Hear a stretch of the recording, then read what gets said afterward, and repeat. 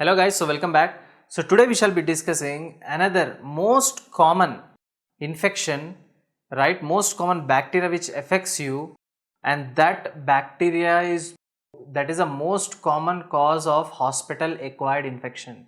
All of you know that is Pseudomonas aeruginosa. Let us first of all discuss the general properties or the characteristics of this bacteria as usually as we do in every video.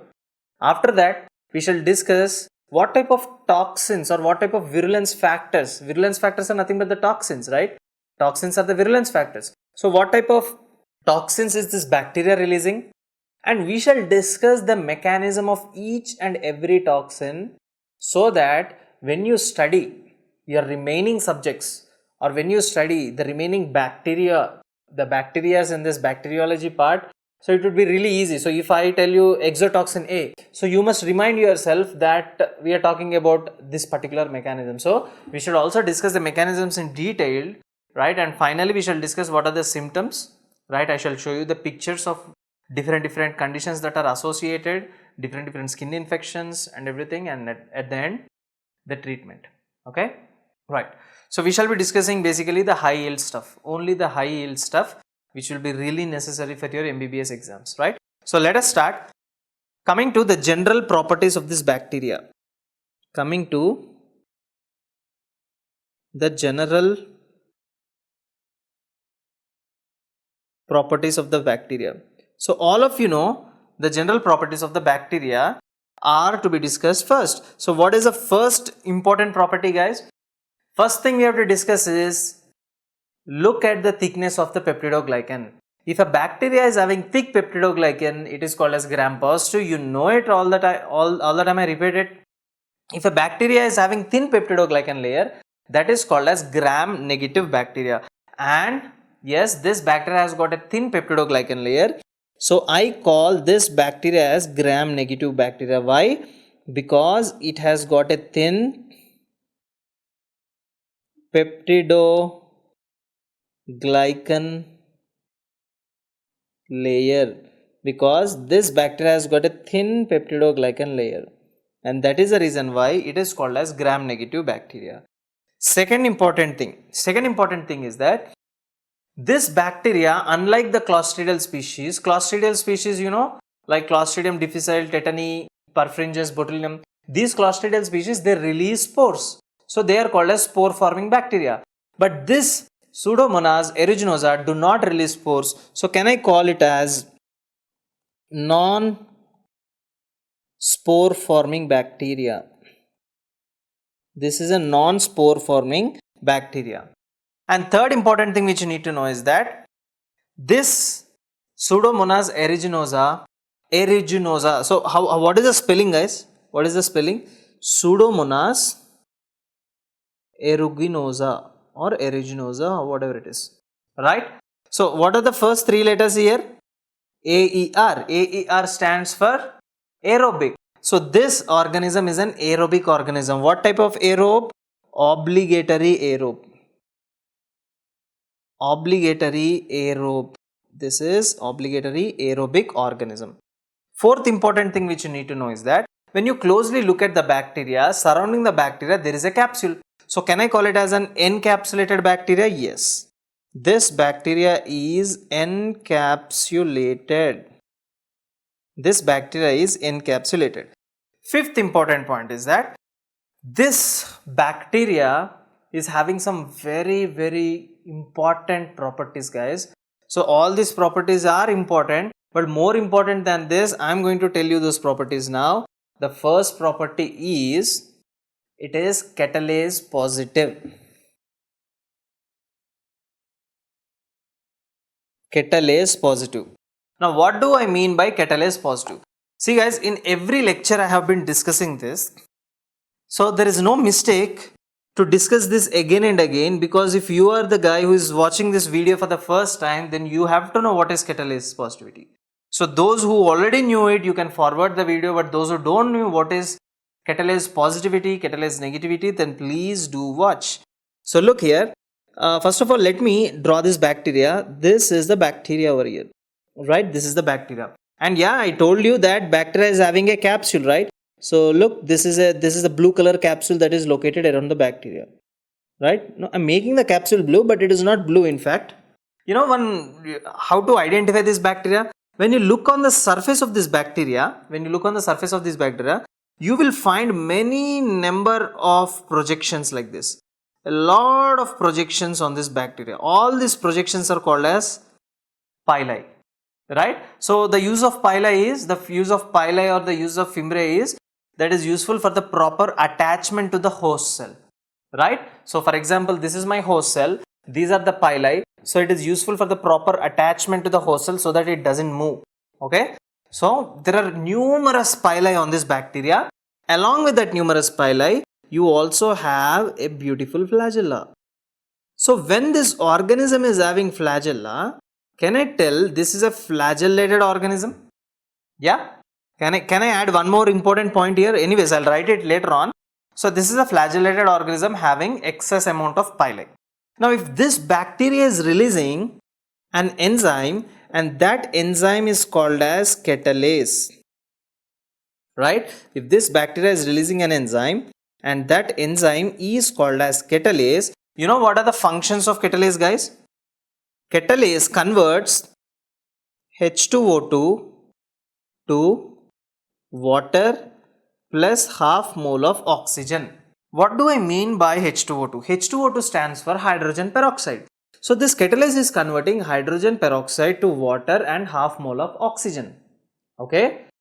Now, again I am telling you, I repeat this in every lecture. Again I am repeating it to you. In your clinics, never ever add, you know that hydrogen peroxide you use whenever you get an injury, right? You add hydrogen peroxide and you see white foam coming out of that. Foam is consisting of oxygen bubbles and water, right?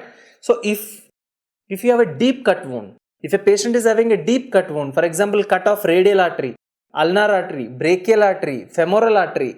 So in these conditions, in these deep cut wounds, never ever add hydrogen peroxide. You know why? Let me explain you. Let us say this is a blood vessel. This is your blood vessel. You know that blood vessel is lined by endothelial cells. So these are your beautiful endothelial cells that are lining your blood vessels, right? Now, let us say that this blood vessel is injured. Okay, fine. So let me draw it again. Let us say this blood vessel is injured over here. Now, when this blood vessel is injured, now what is the resulting thing that is happening here? The cells are broken down or the cells are damaged, whatever it is. So whatever it is, the blood oozes out like this. The blood comes out in this way, right? So at this region, if you are adding hydrogen peroxide, then hydrogen peroxide will convert into water and, yes, tell me, it will convert into water and half mole of oxygen. So it is converting into water plus half mole of oxygen, and this oxygen everywhere in the blood vessel, this oxygen, the more you add, the more hydrogen peroxide you add, the more oxygen bubbles generate in the artery. So if oxygen bubbles, they start entering into the blood vessel. So this is one oxygen bubble, this is another oxygen bubble, this is the third, this is a fourth. All of them join together to form a single big bubble, and that will cause air embolism, right? So that will result in, guys, air embolism. So when there is air embolism, all of you very well know that patient will die for sure. Okay. So it is catalase positive. Anyways, this bacteria is releasing catalase, so it is catalase positive. Next thing is, this is also oxidase positive. What do I mean by oxidase positive? If a bacteria is releasing an enzyme called cytochrome oxidase, then it is called as oxidase positive. So for a note, let me write it, that why it is called as oxidase positive, because if a bacteria is releasing cytochrome oxidase enzyme, then it is called as oxidase positive. Next important thing is that this is citrate positive. Citrate positive. What do I mean? What do you mean by citrate positivity? What do I mean by citrate positive is that, look here, this particular bacteria, right? So this particular, again I'm not going to draw this bacteria, anyways just let me draw a line here. So this particular bacteria, what it does is that this bacteria also releases an enzyme called as, look here, citrate lyase. This bacteria is releasing what enzyme, guys? It is releasing citrate lyase. And what this citrate lyase will do? This citrate lyase will do conversion of citrate, right? So citrate is getting converted into oxaloacetic acid. Citrate is getting converted into oxaloacetic acid. So this is the reaction. Okay, fine. So how am I going to find it? You told me that citrate will be converted to oxaloacetic acid. That's good. How am I going to find? One important thing was it is catalase positive. One is it is oxidase positive, and the next it is citrate positive, right? Now, the sixth and the most important thing which you need to know is that it is non-lactose fermenter, right? Fine. If you are confused, I'll explain it to you. What do you mean by lactose fermentation? What do I mean by lactose fermentation is that, for example, I think I have to draw the bacteria again, guys. This is the bacteria over here, and surrounding the bacteria, this blue color thing which you have is a capsule. Okay, so this is your beautiful capsule. This is beautiful capsule. So when I draw a capsule, can I write it as encapsulated, which I have already written here, right? So I have already written it as encapsulated. Now surrounding this there is a capsule, and I told you one more important thing, that you have got all these projections from here like this, and all these projections, you know, these are called as pili. And another important thing, you have got your beautiful flagella over here, right? So this is your beautiful flagella, right? So this particular bacteria, basically it releases an enzyme that is called as beta galactosidase. It releases an enzyme that is called as beta galactosidase. And what this beta galactosidase will do, guys? This beta galactosidase will convert what? Will convert lactose. Yes, it is converting lactose all the way to two important compounds. One is called as glucose, another one is called as galactose. So it converts, yes, it converts lactose into two important compounds. One is called as glucose and the other one is called as galactose. So this process or this reaction is called as lactose fermentation, and this bacteria should be called as what? This bacteria should be called as, it is a lactose fermenter.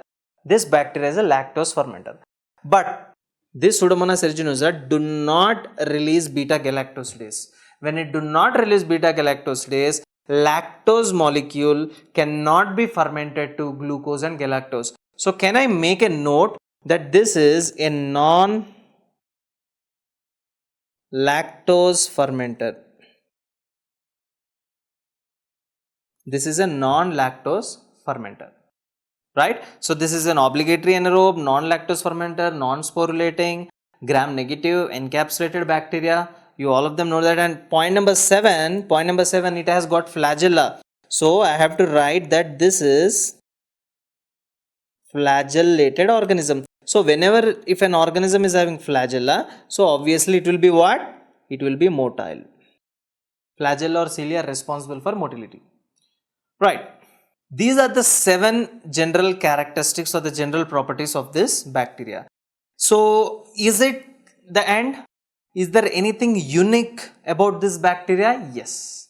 You know what is that uniqueness about this bacteria? The uniqueness about this bacteria is, this bacteria is, see, no matter any antibiotic you use, right? I'm not telling all the antibiotics, but most of the antibiotics, for example, if I get an infection of Pseudomonas aeruginosa, and if you are using most of the antibiotics which you know, still this bacteria survives. It means this bacteria is not afraid of those antibiotics. This bacteria is resistant to that antibiotics. So can I call that this bacteria is resistant to multiple antibiotics? I mean multi-drug resistant? Yes. This bacteria has got a gift from God that it is multi-drug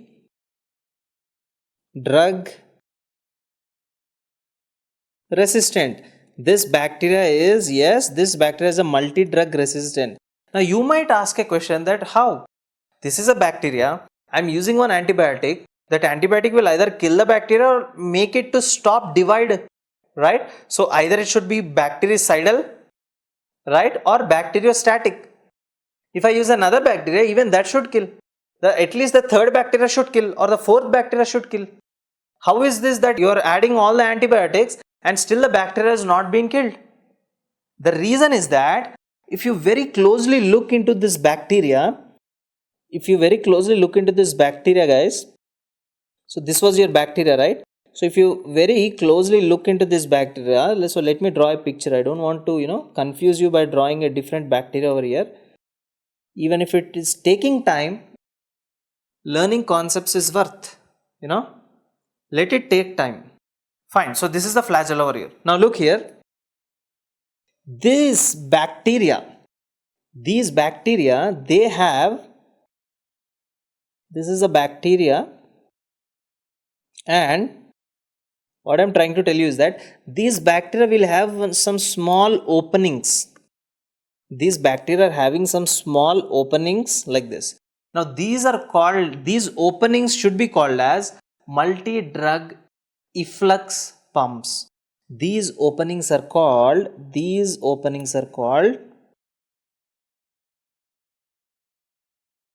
multi-drug efflux pumps. You should definitely remember what these openings are called. These openings are called as multi-drug effector pumps or efflux pumps. So whenever a drug enters into the bacteria, these pumps, they throw the drug outside so that there is no chance that the bacteria will enter inside this bacteria again, right? So these pumps are time to time responsible to throw the drug outside of it. So in this way, this bacteria is resistant. That is why called as multi-drug resistant, right? One way through which this bacteria is multi-drug resistance is, yes, one way is, I am putting it as A. Why it is multi-drug resistance? A, that is, it is having multi-drug efflux pumps. So because of this multi-drug efflux pumps, it is throwing all the antibiotics outside the bacteria, right? So second important thing, can you tell me another thing about this bacteria, another specialty about this bacteria regarding the multi-drug resistance? Yes, this bacteria, guys, it is not only having this MDE pumps, that is multi-drug efflux pumps. Second important thing is this bacteria even releases enzyme. Look here now.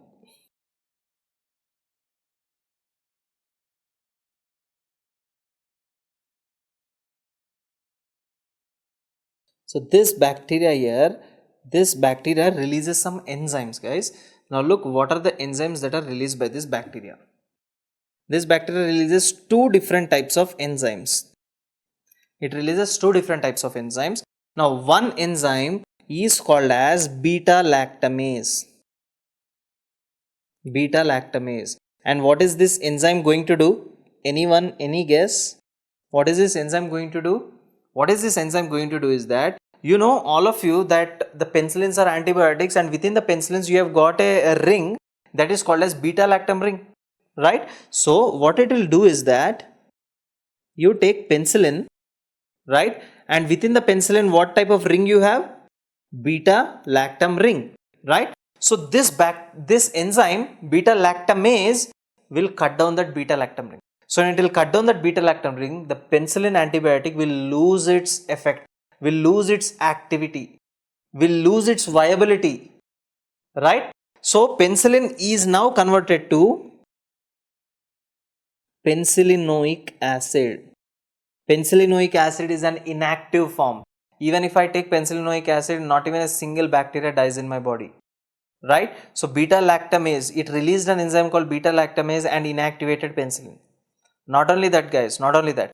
What is the other thing it does is that it will even release some special enzymes, right? Some special enzyme, because you have used penicillins didn't work. So what is the second thing that comes into your mind? You will tell that, okay, I'll start using aminoglycoside drugs and let's see what happens.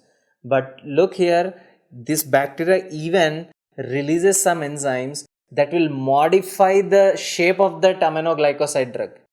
So such enzymes are called as aminoglycoside modifying enzymes.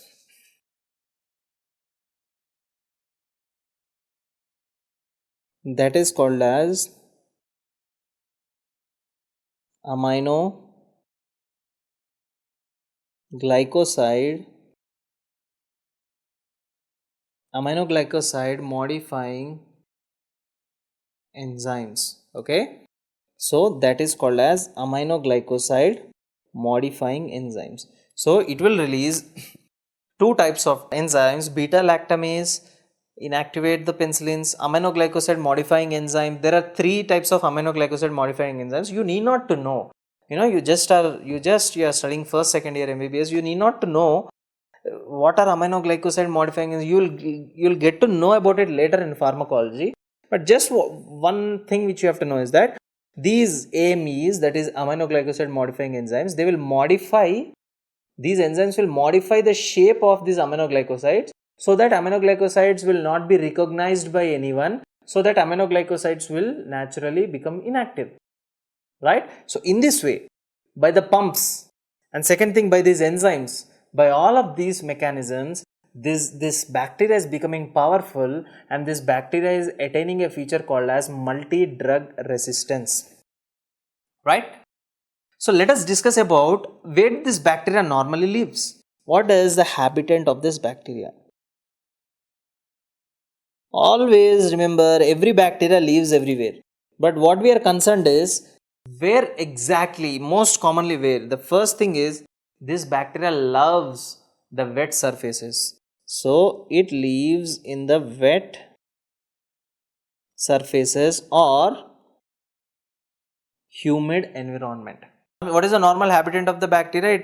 We discussed that it loves the wet surfaces of the humid environment, right? So wet surfaces in the sense, for example, let us say hot bathtubs, right? So people, hot bathtubs are so lovely, but if you are staying there for a long time, then you might be at a risk with this infection.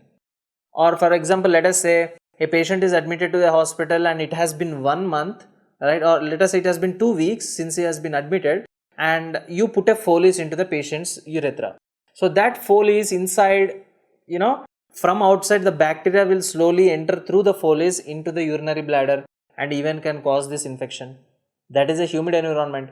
And the contact lenses which you wear, that also creates a type of humid environment there, right? And next thing is that if patient's oxygen is low, then you put a venti mask, right? You put a ventilator mask, so patient breathes inside and patient exhales outside through that mask there. So within the mask, the entire environment is completely humid, so that is also a very good source for this bacteria to infect you. Okay, so anyways, we shall be writing all of that, but keep in mind one thing, guys, that the most common cause of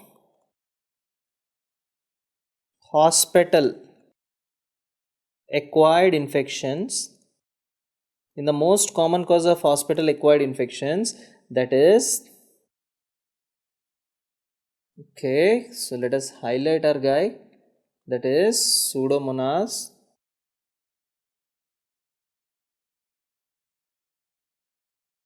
aeruginosa.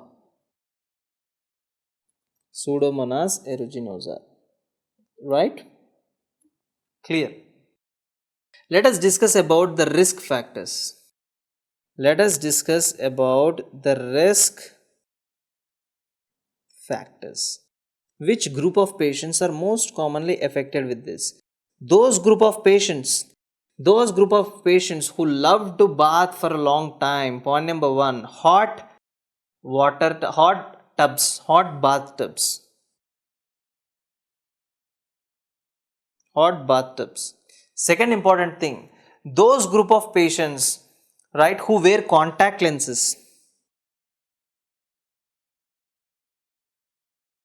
Third important thing, those group of patients which are on ventilator mask.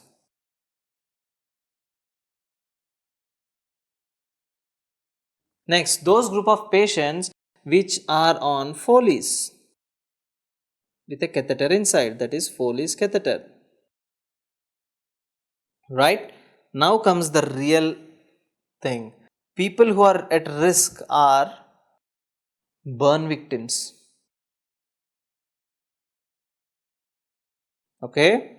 Sixth important thing is that those patients who have got cystic fibrosis. And finally, those patients who have got type 2 diabetes mellitus.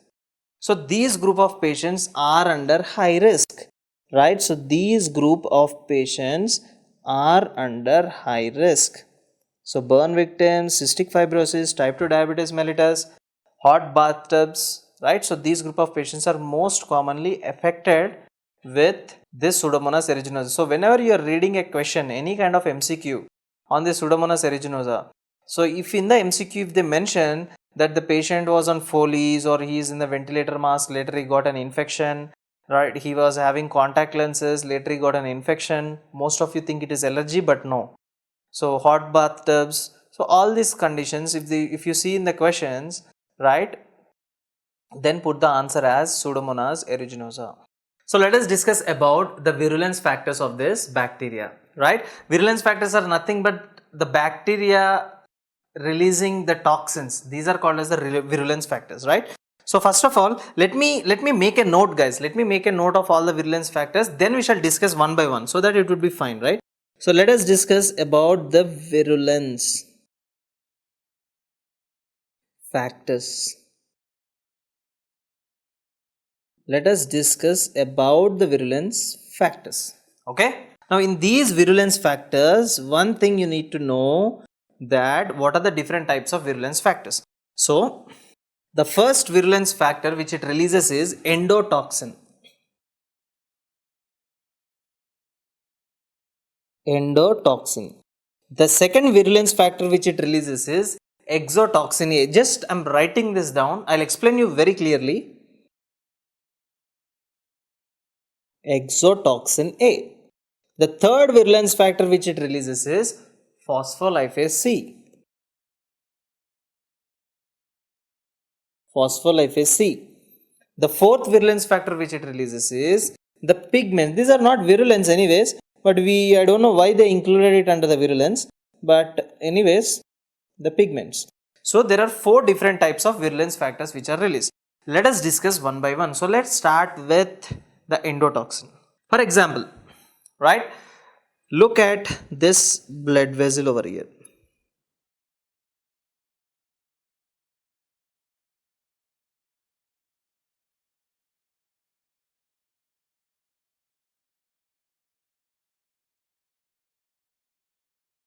So this is your blood vessel.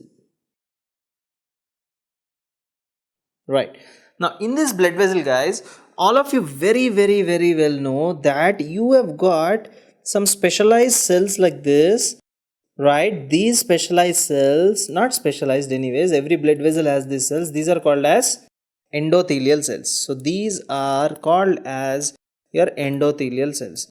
Now tell me, are these endothelial cells nucleated or anucleated? Obviously, they should be nucleated. Endothelial cells are nucleated.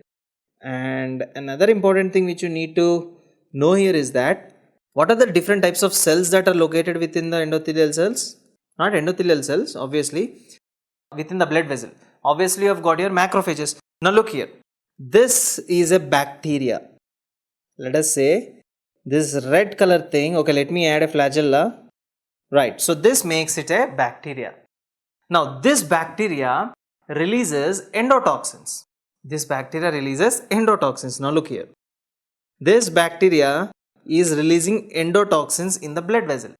So these dark green color things which I have drawn here, these are called as what? These are called as endotoxins. What are these called? These are called as These are called as endotoxins.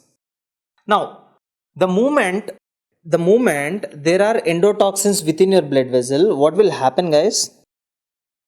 The moment you see endotoxins within the blood vessel, obviously the macrophages will come and engulf these endotoxins, right? So here you have got your macrophages.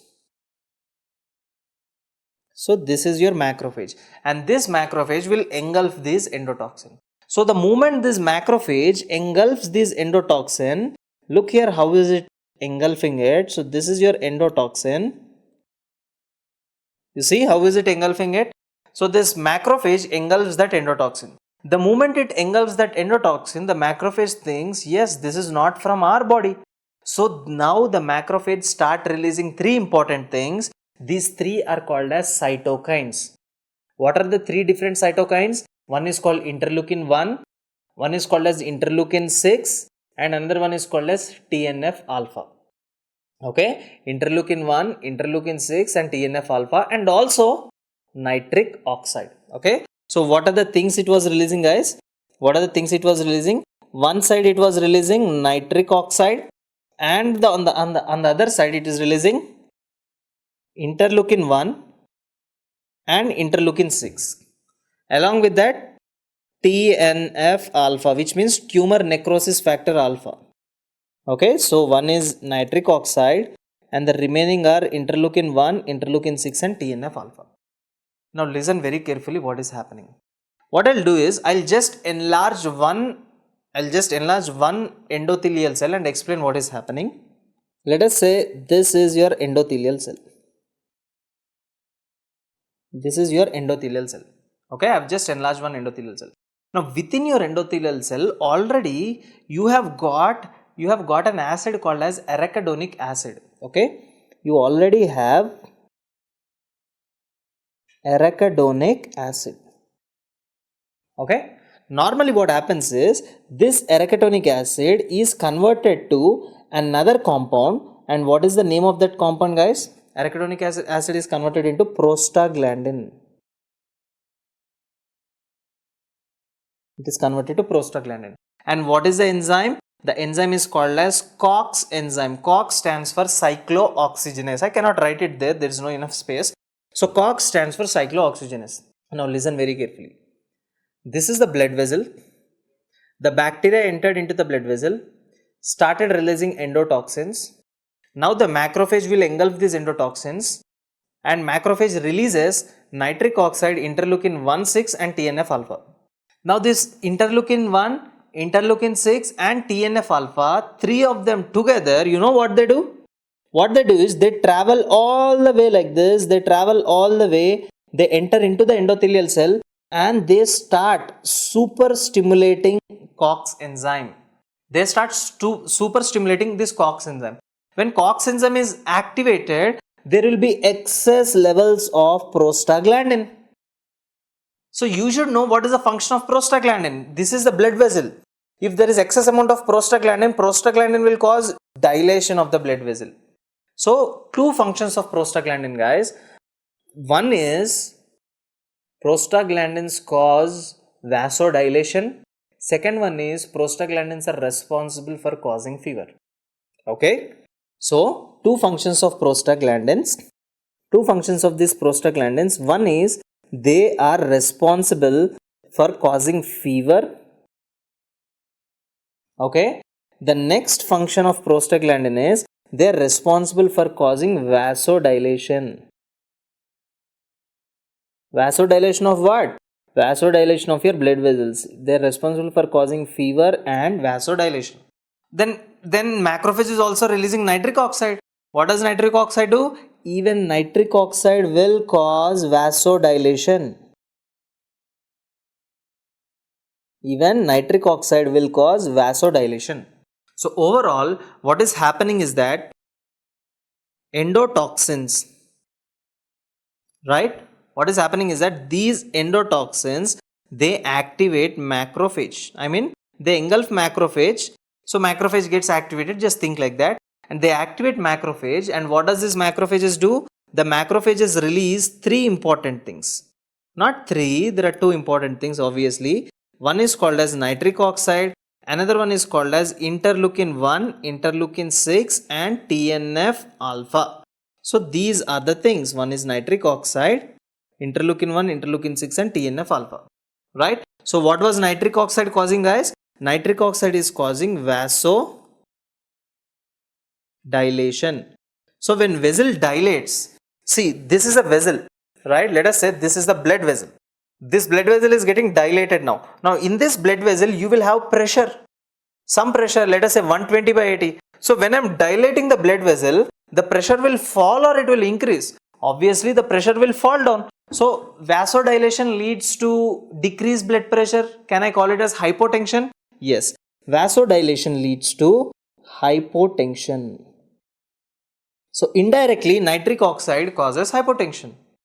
In the same way, interleukin 1, interleukin 6, TNF alpha, they are responsible for causing two important things. One is called as fever, as I told you. Another one is called as vasodilation again. Vasodilation. Right? So can I again tell that interleukin 1, interleukin 6 and TNF alpha are responsible for causing hypotension? Obviously they are responsible for causing hypotension. So vasodilation leading to hypotension. So now you understood what is the first effect of endotoxins. Endotoxins, don't think the mechanism is finished. There is a lot more. Endotoxins first activate macrophages and cause hypotension and fever in your body. Okay, fine. Can you tell me what is the second thing these endotoxins can do? Yes. What is the second thing these endotoxins do is that, look here, I am writing it as 1. Okay.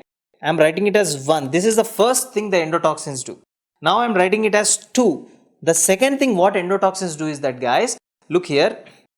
This is your beautiful liver, right? So this is your liver. Next important thing is that here I have got my some important cells like this, right? Now what are these important cells? Now this cell which I have drawn here, right? So this cell is named as mast cell. What is the name of this cell? This cell is named as mast cell. Now these endotoxins, so these are the endotoxins, right? So these endotoxins, what they do is that they stimulate my liver. Okay?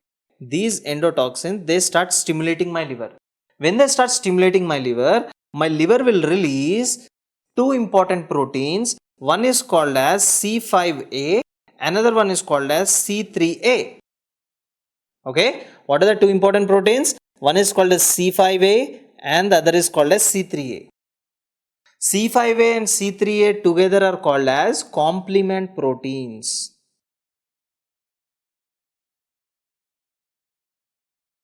Complement proteins. You know what do these complement proteins do? This whole bunch of complement proteins will go to the mast cell. Okay, now look at the structure of complement proteins now. C3A, C5A. So C3A is this. This is C3A. Below that you have got C5A. Look at C5A. C5A is having a molecule like an injection, right? So this C5A will make a hole in the mast cell.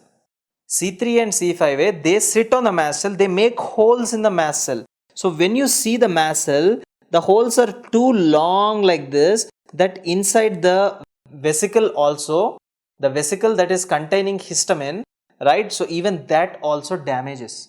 So now look what is happening here. What is happening here is all the histamine is released outside. The histamine, a lot of histamine is released outside. So what is all this? All this is nothing but your histamine. What is the function of histamine? All of you know this question right from your 10th standard. The function of histamine is, yes, what is the function of histamine? This is a normal blood vessel. For example, if this histamine falls on this blood vessel, then what will happen? The blood vessel will dilate. Very good. So there will be vasodilation of the blood vessel. You see how well the blood vessel got dilated. And you know one more thing what happens? Blood vessel not only dilates, guys, even the fluid in the blood vessel, right, even it starts escaping out like this. The fluid in the blood vessel starts escaping out. So what will happen? The fluid starts accumulating outside the blood vessel. It means within the tissue. And that is what is called as edema. Okay. So what is the second thing that is happening, guys? Second thing is these endotoxins, they stimulate the liver. When they stimulate the liver releases complement proteins. And these complement proteins are making a hole in the mast cell, causing the release of histamine. And this histamine performs two important functions. What is the first function, guys? What is the first function it performs? That is vasodilation. And the second one is edema formation. Edema formation. So these are the endotoxins, this is the liver, this is the complement system, this is the histamine, and finally you have got your vasodilation and edema. This is the second thing that your endotoxins are going to do. What is the third thing that the endotoxins can do? Third thing, see guys, whatever I am telling you in detail now, any subject you open, in every subject you will have about endotoxins. Anywhere you go, right? So this will be the final mechanism which I am explaining you. So once you are perfect with the mechanism here in microbiology, you need not to afraid to learn new things because there won't be anything new. So this is the final thing. So learn it fast, learn it better. Third important thing is that these endotoxins, you know what they are going to do? Let me tell you something. We have got something called tissue factor in my blood, right? Tissue factor. We have something called tissue factor in my blood. You know what this tissue factor will do? This tissue factor will convert factor 7 to factor 7A. This tissue factor is converting factor 7 to factor 7A. What are these factor 7, factor 7A? They are coagulation factors, obviously. So factor 7 is converted to factor 7A. And this factor 7A will in turn convert factor 10 to factor 10A.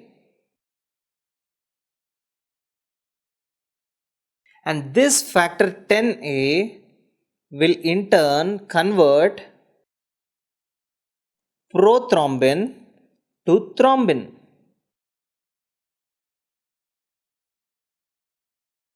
Convert prothrombin to thrombin. And what this thrombin will do? It will convert fibrinogen to fibrin. So finally, what is this thrombin going to do, guys? This will convert fibrinogen to fibrin. So what will fibrin do then? Fibrin will form clots in my body, right? Wherever there are platelets, this fibrin will go and attach like a meshwork so that the platelets are not scattered anywhere. So this is forming a final layer. So it is forming a clot. It is responsible for blood clot. So to perform a blood clot, all these things we need. For example, if I have some specialized cells called endotoxins, these are the endotoxins, and let us say these endotoxins are all the time stimulating the tissue factor too much.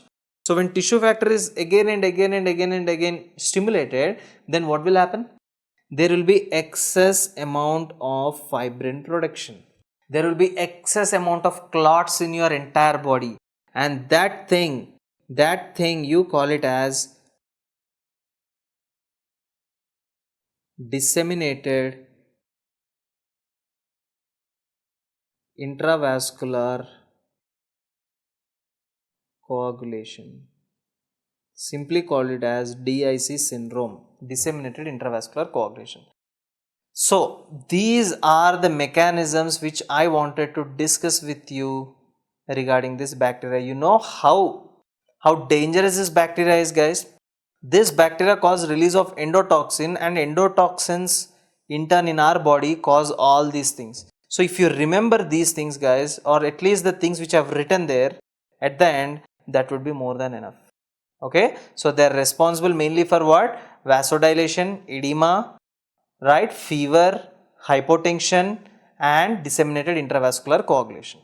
Next important thing is that we also have to discuss about exotoxin A. We also have to discuss about exotoxin A. So what is this exotoxin A? It is simply an exotoxin, not specifically called as exotoxin A, but what is this is that, for example, in every cell of your body, in every cell in your body, you have got nucleus, you have got ribosomes. They perform a process called protein synthesis, right? For example, this is a cell in my body, right? Now in this cell, I have got a ribosome like this. This is my ribosome. Attached to that ribosome, there is a special protein, guys. Attached to that ribosome, there is a special protein. You know what is the name of this special protein? This is called as EF2. What does EF2 stand for? EF2 stands for elongation factor 2. You know what does this elongation factor do? This elongation factor, what it will do is, okay, let us say that this is a ribosome. Okay, attached to the ribosome, okay, this is a ribosome, let us say. Attached to the ribosome, you see a small tip here, like an eraser on the top of the pencil, right? So this is called as elongation factor 2. What it will do is, if I activate this factor will call one amino acid, and this amino acid will stick here. Next amino acid, third amino acid, fourth amino acid, fifth, sixth, seventh, eighth. In the same way, around 50 amino acids will be elongated like this. So 50 amino acids together is called as protein. So this elongation factor 2 is responsible for protein synthesis. If I stop this elongation factor to work, if I stop the activity of this elongation factor, will there be protein synthesis? No, there won't be any kind of protein synthesis. So look now what is happening. What is happening is that this bacteria releases a toxin that is called as AB exotoxin. What type of exotoxin is? AB exotoxin. This bacteria releases an exotoxin that is called AB exotoxin. And this AB exotoxin, it will very firmly sit on the bacteria. Right? So it releases an exotoxin that is called AB exotoxin, and this AB exotoxin firmly sits on the surface of the normal cell in your body. So this cell will take this exotoxin inside. Look in the next picture, what is happening. So this is your A and this is your B. It is taking up inside. Now after taking up inside, how will the final picture look is, this is how the final picture looks. This is A and this is B. Clear now? Now this vesicle which is formed, this is called as endosome. This you call it as endosome. Another important thing which you need to know is that within this endosome, the acidic nature is increased. Suddenly the acidity will be increased. It means suddenly the pH is decreased. The acidity is increased means pH is decreased. So due to the decreased pH or increased acidity, the A subunit and B subunit, both of them, they separate from each other. You know what will happen when they separate from each other? Look here.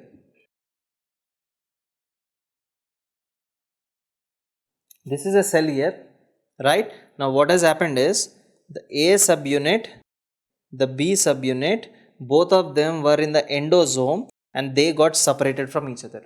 Now this A subunit will very easily, guys, you won't believe me, that is A subunit will very easily go out of the cell. Into where? Into the cytoplasm. But when I closely zoom into this A subunit is attached with a molecule that is called as ADP. This is attached with a molecule that is called as ADP. Remember one thing, elongation factor 2 hates ADP. Okay, elongation factor 2 literally hates ADP. So this is ribosome over here, And I also told you that you have got a factor here. This was called as your elongation factor 2. Now look what is going to happen. This is A subunit. Attached to A subunit there is ADP. Now ADP attaches with this elongation factor 2. ADP attaches with elongation factor 2. The moment it attaches with elongation factor 2 inhibition stops. Okay, so what has happened, let me make a note in this way. What has happened, guys, what has happened is that ADP fused with elongation factor 2. This resulted in a reaction called as ADP ribosylation. So fusion of both of this will result in ADP ribosylation, and that will cause us, fusing is called as ADP ribosylation. That will cause inactiveness or inactivate elongation factor 2.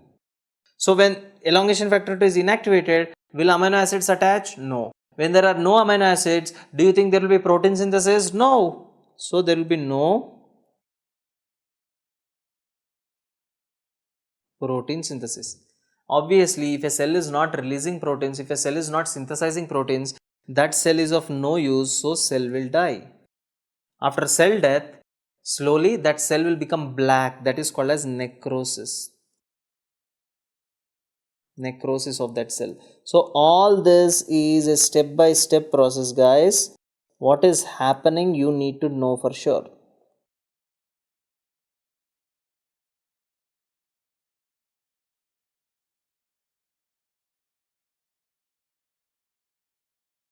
This is what is happening, right?